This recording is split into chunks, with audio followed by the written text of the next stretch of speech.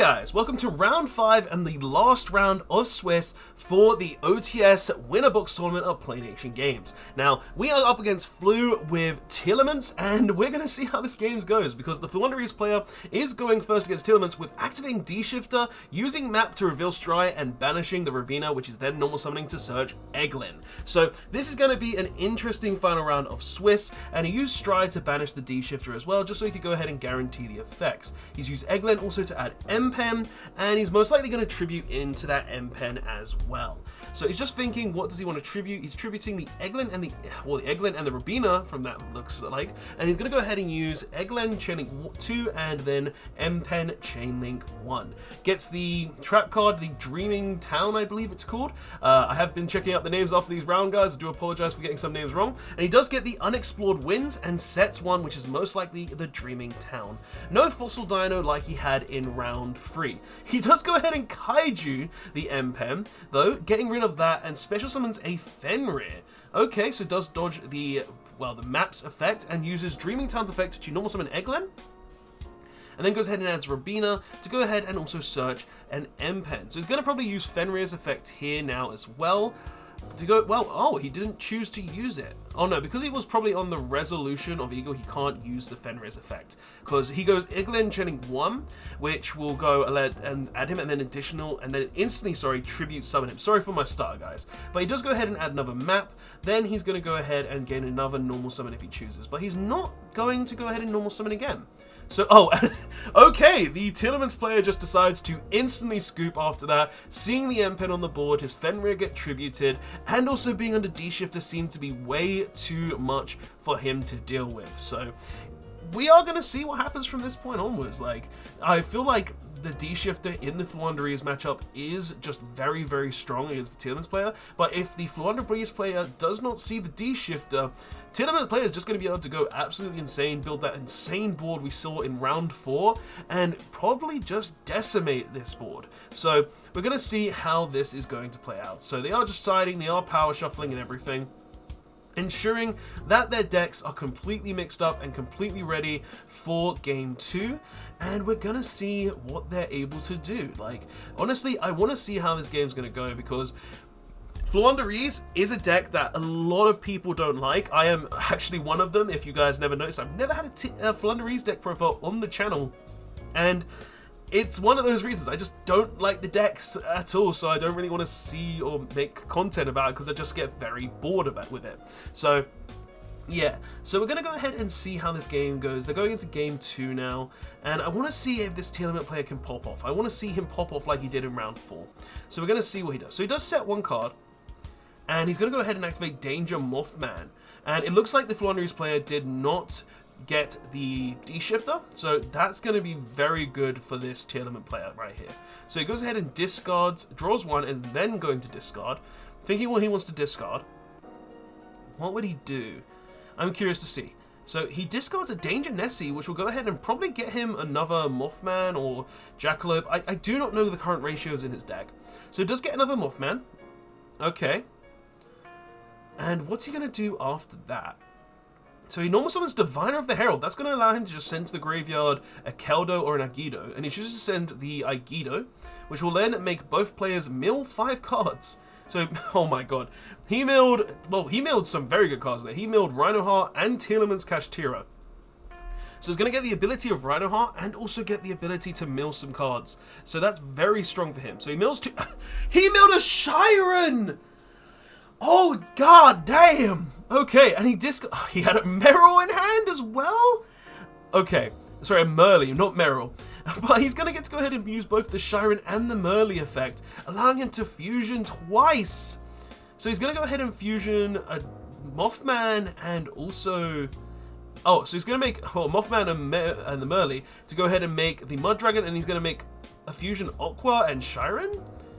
What's he making? Oh, he's making Garura. Okay, so he made Mud Dragon and Garura. Interesting choices to make there, I'm not going to lie. Like, I don't feel like they do anything really good in this kind of position for him. I don't see why he would choose to make both of those. I guess it does stop him from targeting his stuff, but I don't think there's anything good to target. So he's going to overlay. No? He's gonna okay, so he's gonna make a rank 6. Okay, so he makes a Beatrice, so that's probably why. And he got hit with the Nibiru as well, which is gonna go ahead and tribute his old board, but he does get to go ahead and detach the Garura and then send a card from the deck to the graveyard. So that's good for the Tearlament player. At least he's going to be able to get something in his graveyard that he can use, and he does send a Havnis. That's going to allow him to at least make a Kaleido Heart, which will be good for him. That's nice. And it also does get a draw off of the Garura because it was sent to graveyard too. So he's going to get the draw, he's going to get the ability to go ahead and fusion again. He's going to have stuff. And gotta love how the Grottle is being used as the Nibiru token. Like, he's technically a ground type. Like, I don't know. Would have preferred like a rock type, but not a bad choice. Grottle's a cool Pokemon. Definitely love the Sinnoh region. One of my favorite Pokemon games, if you guys didn't know. Right. So, let's go ahead and see what he does. So he draws the card. He's going to then use the Havnis effect, which is going to go ahead and fusion summon for him. Probably going to summon out the Kaleido Heart. Like, that's what I would expect. So, oh, no. He's going to fuse with the Garura? I don't think that's, like, I guess he can go ahead and make Dragostapelio. I mean, I don't think that's terrible. I would prefer the Kaleido Heart, I think. Like, just because it will remove the Nibiru.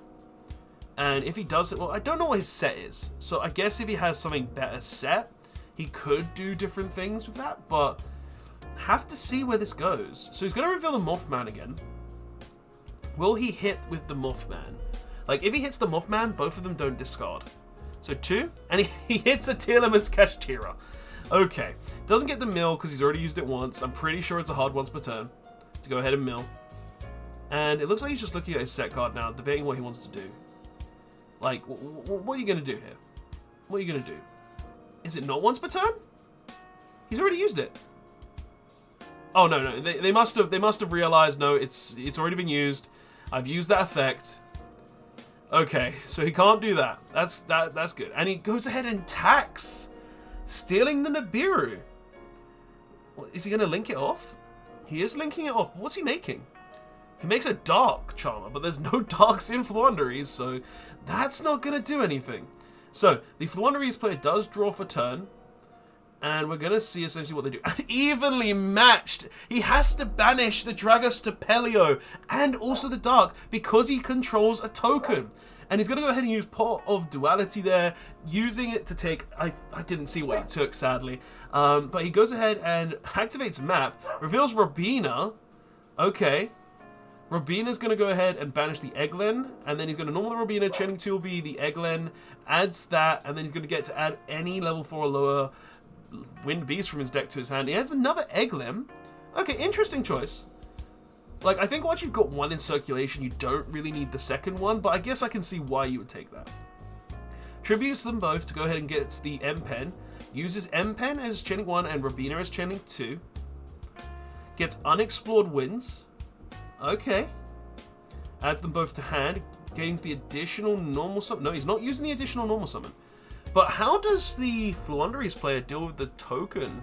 Like, does he have the trap? Because he didn't add the trap. He must have the additional normal summon trap. Otherwise, there'd be no point in this because he can't get rid of the token. And the token is quite large right now. So, we're going to have to see what he does. But I guess he can half it with the M-Pen's effect, which is also good. So he turns the Grottle Nibiru token to attack.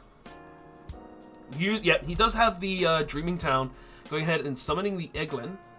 Egglen adds itself back, and then he summons Apex Avian. And he tributes both the Egglen and the token to go ahead and summon his Apex Avian. Normal summons Merrily. Merrily affecting Grave will trigger. Gets DD Crowed! Oh, this is just not good, and it looks like that is game. Like, the Tearlaments player just surrendered there. There was nothing that he could do. Very unfortunate for the Tearlaments player, but it just shows that Floowandereeze is still a deck out there, guys, and be wary of it. But, guys, that is all that is for the main rounds of the tournament. We're going to be going into Top Cut next, so I hope you are ready for that. See you in Top Cut, guys.